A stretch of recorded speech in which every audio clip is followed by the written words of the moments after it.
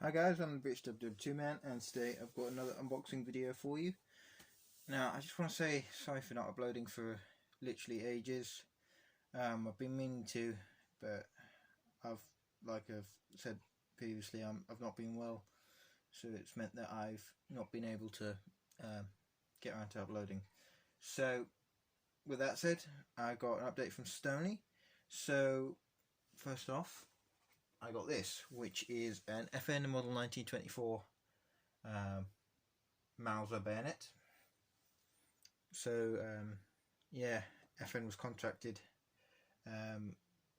by the basically the Kingdom of the Croats, Slavs and Slovenes, I think it was, to basically create the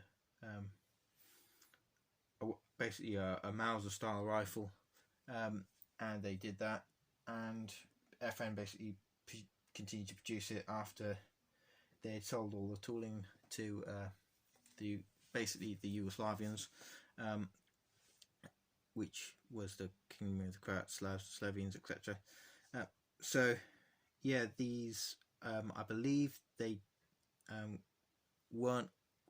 These are quite uncommon to find now, because I believe they threw quite a lot of the original bayonets away. So here is the one that I have recently picked up. As some of you might have seen, I do already have one of them here. But I just thought that it would be nice just to show you a comparison between the two. It's got a reproduction, or I think it's either an original or reproduction German frog. But yeah, there's the difference. And that one's got a little dent in the scabbard, but that means it's been used. The good thing about the new one is it's retained all of its bluing on the scabbard, which is really good, or it might have been re-blued by someone who was quite skilled. It also retains quite a lot of the original finish on the handle as well. However, the actual grips are slightly worse on the top one than they are on, which is the new one, rather than the old one, but doesn't really matter, because again, they're really hard to find. So I paid, I think it was £40 for this, which I'm quite happy about. So there's the blade again. It also has what appears to be some sort of proof or acceptance mark there. You probably can't see that very well, but it looks like there is one. I can't really make out what it is. It looks like it's some sort of circle with a couple of letters underneath it. Yeah, it's not got any of the markings on that. It's covered in cosmoline because it's been in storage for ages. And so yeah, quite a lot of the bayonets that had survived World War II that were sent to the Yugoslavians were cut down and converted into their M48 bayonets for their Mausers. Yeah, and I mean, FN did produce the FN model 1924, which is this, for commercial use for basically anyone. This is a slightly modified version because it's got a turn down bolt, which possibly might be done by the Germans. Yeah, so that's that. They also sold them to Ethiopia and Yugoslavia. No, as well as Yugoslavia, they sold them to Ethiopia and China as well, and lots of other countries got them. I think the Lithuanians got some as well, and the Latvians might have got some. But yeah, and I believe the Belgian military also used these as well. So pretty cool. So that's that. Oh, and if you're interested, I got that one there for £50 and that one for £40, so it's quite good. And also here is a comparison between the blades.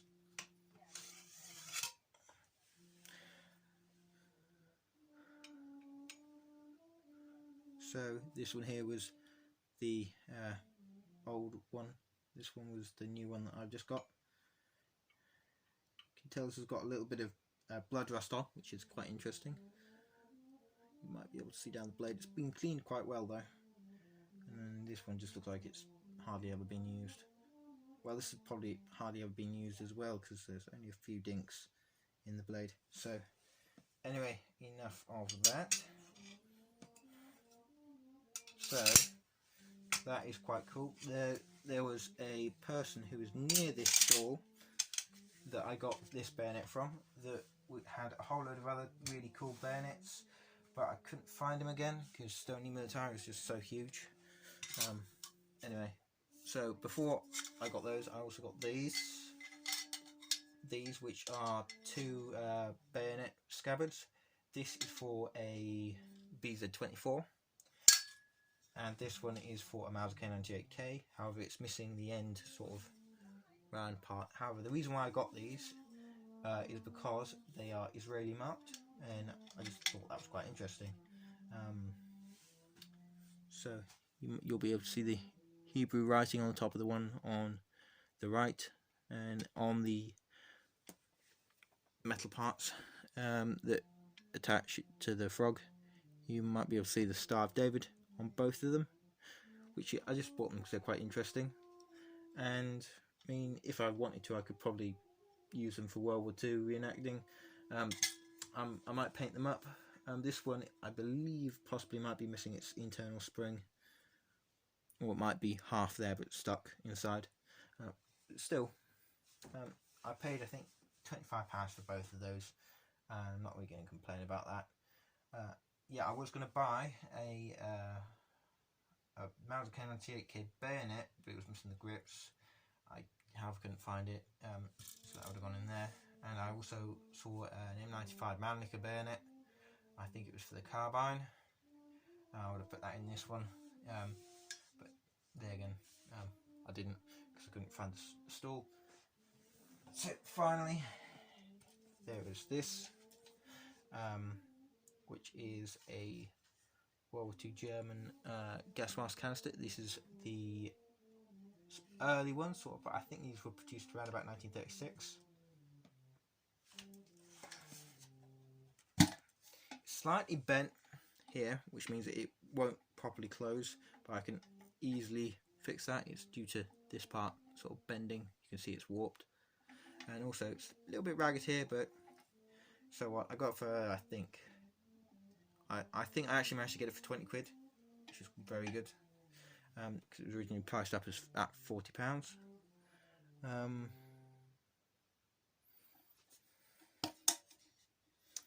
So on the eye lens, I can't find a date because there's just a whole load of dirt on there at the moment. There's the remainder of a paper label from someone's name, and also inside you can see there's the lovely spring thing for the eye shields, and then here there is a name, which I think it says Gefreiter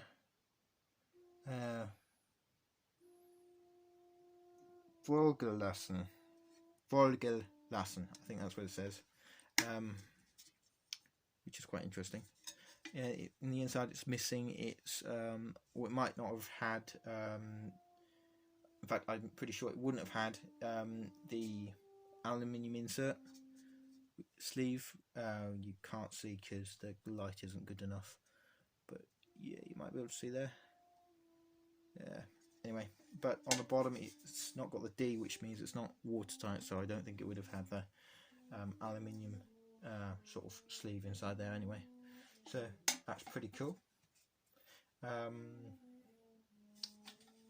mean, yeah, I mean, just the wear on it makes me 100% sure that it's not a repro one. Even though I can't find a date, doesn't mean there's not a date on there. But yeah, I'd say it's probably an early, well, it is an early one because it's the early style.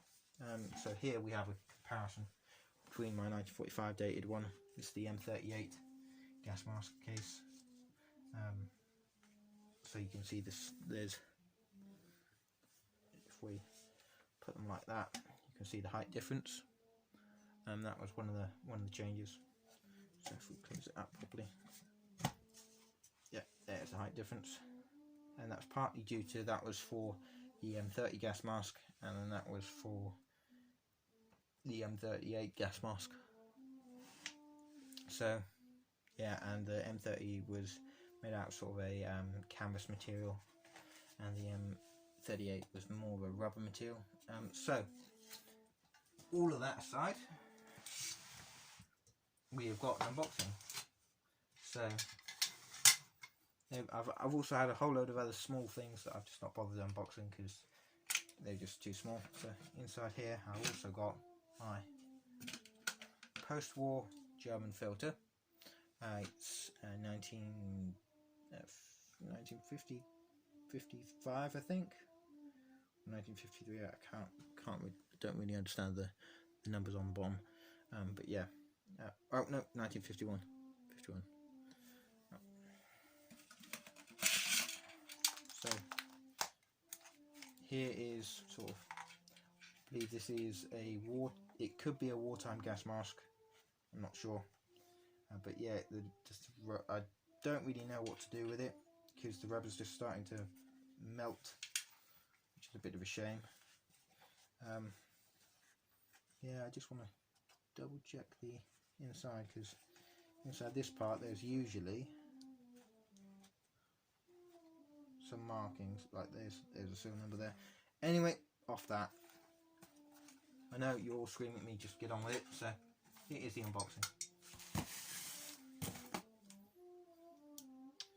I showed you those for a reason, because this should be something to do with those.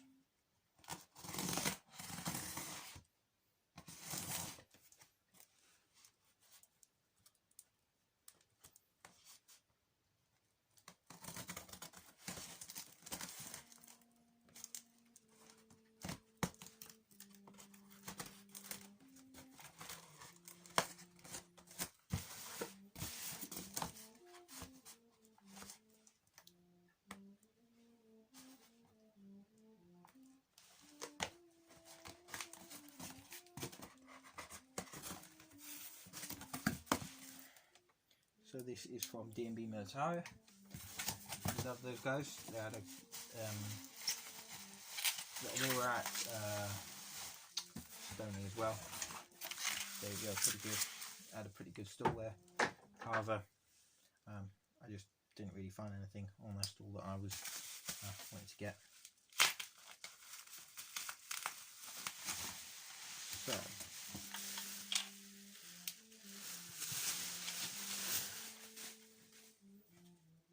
Here is the gas mask and another gas mask case.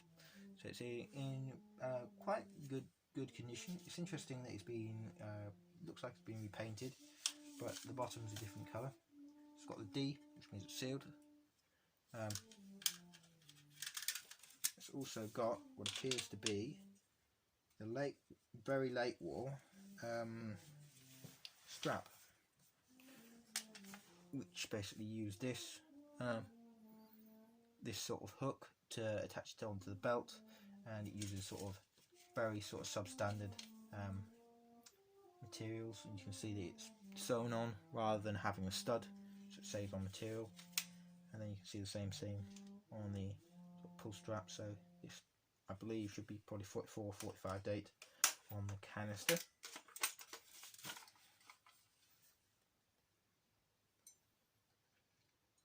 Can't see any date in here. Nope, it's going to be a 43 dated one, so it's possibly might have just been updated or just had these sewn on, added on later. Because I believe in 45, it could be early 44, but in 45 they got rid of this sort of spring. So if you can see, there's like a little spring here. That's to hold the spare eyepieces in, and basically they added a bar instead of a spring just to add further speed of production, which is shown in this one here, which is 1945 dated. So yeah, here's a comparison between them.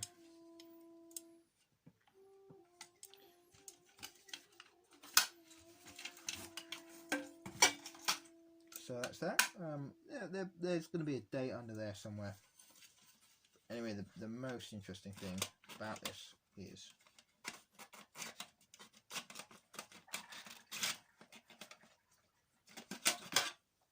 this,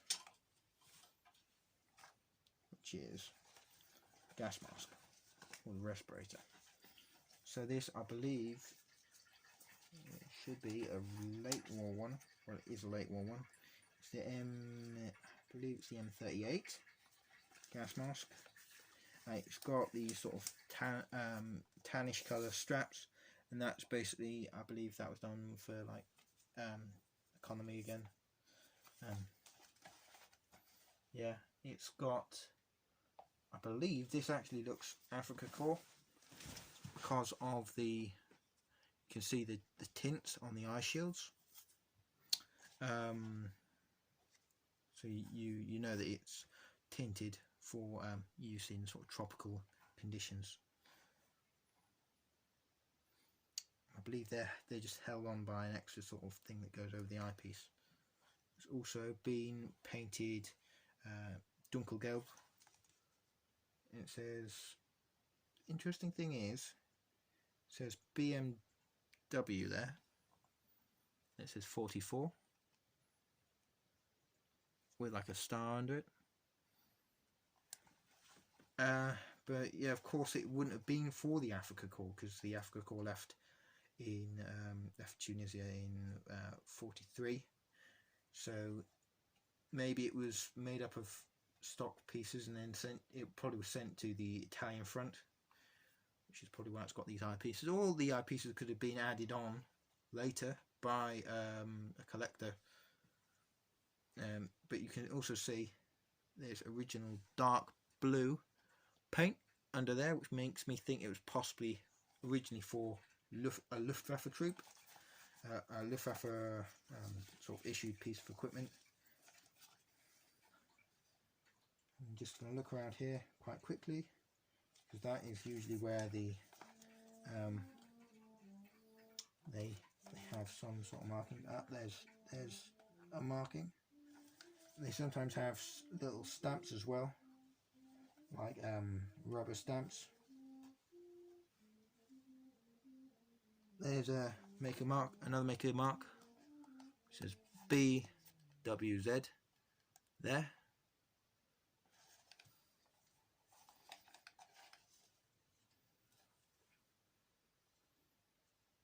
But yeah, it looks pretty cool, pretty interesting.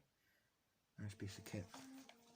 So yeah, I've been wanting to get a proper wartime German gas mask for ages, and finally I've got one. So that's that. And in here we've also got a filter. This is, I'm going to be quite careful with this because it's been opened, so therefore I believe this doesn't have a charcoal filter, so it had asbestos. So I'm just going to keep this with the tin. I'm going to have it sealed up and just take it out to show people, and it won't be very often. This is a Draeger filter.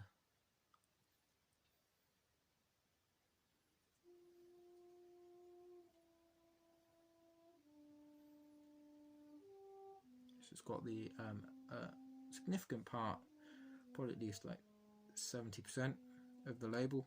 It's got the end of sort of the seal number there, which is interesting. It's got markings on again, there, and there. But yeah, it would originally have a sort of screw cap like that on there if it was unused, and also on the bottom you can see where someone has ripped open the paper, which would have been covering that, so it could be used. So very interesting. So that could have been sort of probably used post-war by someone painting or something like that, and they just wanted something to stop them breathing in the fumes. So yeah, I mean, the Germans and the Allies didn't use gas in combat, so it would, unless it had been ripped open for training purposes, which is a possibility. It could have been ripped open for training purposes, tested, so that the soldiers knew that worked, and that would have probably been done when they got to unit, and it got issued out, because quite often, especially at the late stage of the war, the Germans were having to rely more on slave labour to produce their war materials. So quite often the slaves would, should we say, tamper with what they were producing. So I'm not sure if Draeger used slave workers. So yeah, it'd be something to look into. But yeah, they might have just opened it up and tested it out as a precaution. Anyway, but then they might have possibly just taken the whole label off, rather than anyway, I'm rambling, sorry. That is basically that. Another interesting thing is the inside of this has been painted black. Then it's not just like that because of the lighting, it's literally painted black inside. That colour. So yeah, quite happy with this. I'm going to have to take that little label off, and I'll do some research on my filter, and probably get back to you, put that in the comments or something if I find any more information interesting about it. So yeah, quite happy with this. So yeah, comment, subscribe,